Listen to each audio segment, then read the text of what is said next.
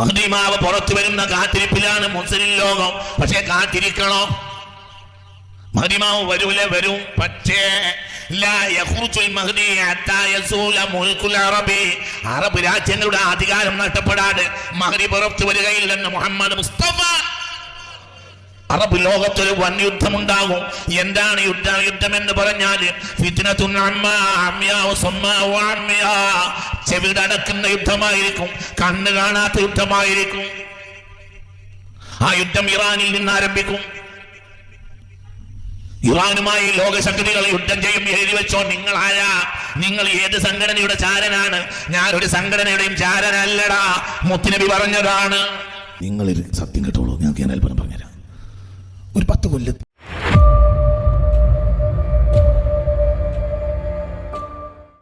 അസ്സലാമു അലൈക്കും വറഹ്മത്തുള്ളാഹി.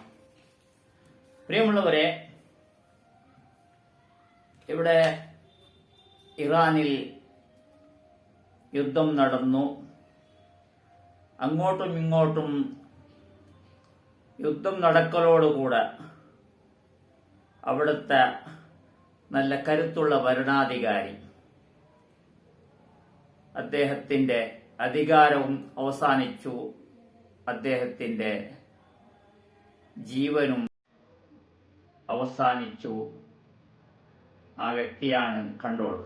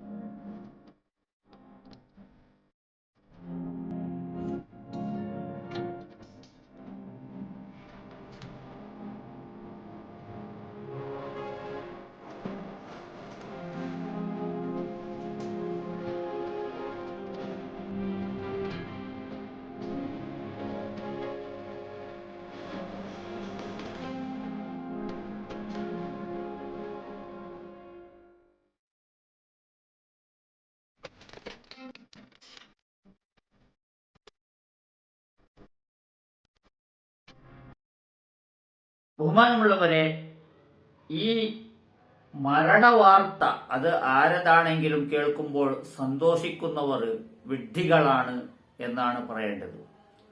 തികച്ചും വിഡ്ഢികളാണ്. മരണം എന്നുള്ളത് അത് എല്ലാ ജീവനുള്ള മനുഷ്യർക്കും അല്ലാത്തതിനും എല്ലാവർക്കും ഉള്ളതാണ്. എല്ലാ മൃഗങ്ങൾക്കും മനുഷ്യർക്കും. അത് ഏത് സമയത്താണെന്ന് അത് ആർക്കും അറിയുന്നതല്ല. മരണം സംഭവിക്കുന്നത് ചിലപ്പോൾ അത് യുദ്ധം കൊണ്ടായിരിക്കാം, അതല്ലെങ്കിൽ ആക്സിഡന്റ് കൊണ്ടായിരിക്കാം, അതല്ലെങ്കിൽ രോഗം കൊണ്ടായിരിക്കാം, അതല്ലെങ്കിൽ ഉറക്കിലായിരിക്കാം, പെട്ടെന്ന് ഹാർട്ട് അറ്റാക്ക് ആയിരിക്കാം. പല സൈസിലും എല്ലാവർക്കും മരണം വരുന്നതാണ്. ഒരുപാട് വീഡിയോകൾ കണ്ടതാണ്. ഇദ്ദേഹത്തിന്റെ ആ മരണ വാർത്ത, ഇദ്ദേഹത്തിന്റെ ജീവനൊടുക്കി എന്ന് പറയുന്ന ആ ഒരു വീഡിയോകൾ കണ്ട് സന്തോഷിക്കുന്നവർ ഒരുപാട്. നമുക്ക് ഒരു ബന്ധവുമില്ല എന്ന് പറഞ്ഞ് സമാധാനിക്കുന്ന, അതുപോലെ മൗനമായിരിക്കുന്ന നമ്മുടെ പണ്ഡിതന്മാർ തന്നെ ഒരുപാടുണ്ട്. എല്ലാ കാര്യങ്ങളിലും വരുന്ന യൂട്യൂബർ ഉസ്താദന്മാർ, പണ്ഡിത നേതാക്കള് ഒന്നും കാണാൻ കഴിഞ്ഞില്ല എന്നാണ് പറയാനുള്ളത്. ഏതാണെങ്കിലും മരണം എല്ലാവർക്കും ഉള്ളതാണ്. പിന്നെ ഇവിടെ യുദ്ധം നടക്കാൻ പാടില്ല. യുദ്ധം നടന്നാൽ അത് ഏത് രാഷ്ട്രമാണെങ്കിലും, അന്യായം ചെയ്ത രാഷ്ട്രമാകട്ടെ അതല്ലെങ്കിൽ നല്ല രാഷ്ട്രമാകട്ടെ, ഏതാണെങ്കിലും എന്ത് കാരണം കൊണ്ട് യുദ്ധം നടന്നാലും അതെല്ലാം നഷ്ടം നമുക്ക് എല്ലാവർക്കും ഉള്ളതാണ്. അതുകൊണ്ട് ഇവിടെ യുദ്ധം നടക്കണമെന്ന് ആഗ്രഹിക്കുകയോ അതല്ലെങ്കിൽ അവിടെ യുദ്ധം നടക്കട്ടെ എന്ന് ആഗ്രഹിക്കുകയോ അല്ലെങ്കിൽ ആ മനുഷ്യൻ അവിടെ നിന്ന് തീരട്ടെ എന്ന് ആഗ്രഹിക്കുക, ഇത് രണ്ടും പാടുള്ളതല്ല. പിന്നെ നമുക്ക് എന്താണ് പാടുള്ളത്? നമുക്ക് അള്ളാഹുവിനോട് ദുആ ചെയ്യൽ മാത്രമാണ് നമ്മുടെ സമാധാനത്തിന്.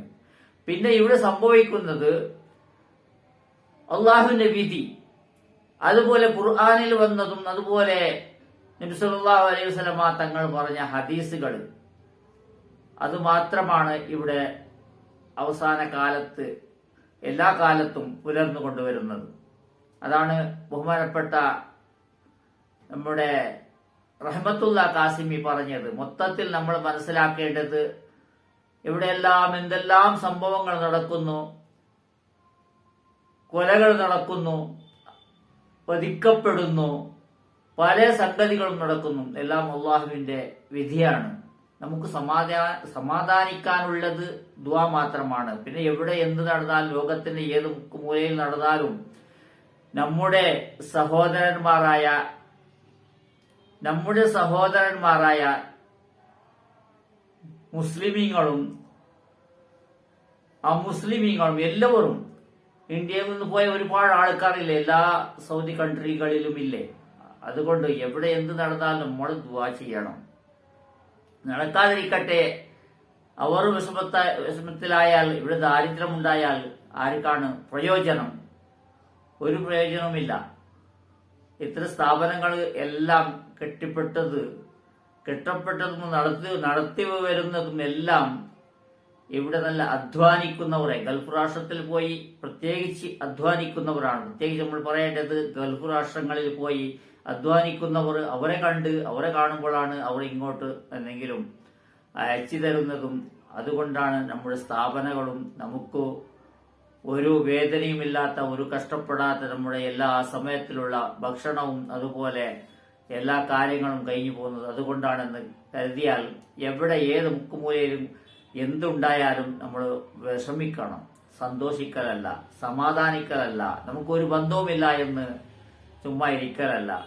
എല്ലാ കാര്യത്തിലും ഇടപെടുന്നവർ ഇത്തരം കാര്യങ്ങളിൽ പ്രത്യേകിച്ച് സംസാരിക്കേണ്ടതാണ്, അവരുടെ ദുഃഖങ്ങൾ പ്രകടിപ്പിക്കേണ്ടതാണ്. ഇൻഷാ അല്ലാഹ് നല്ലപോലെ ചിന്തിച്ച് പ്രവർത്തിക്കാൻ അല്ലാഹു സുബ്ഹാനഹു വ തആല തൗഫീഖ് നൽകട്ടെ. അസ്സലാമു അലൈക്കും വറഹ്മത്തുള്ളാഹി.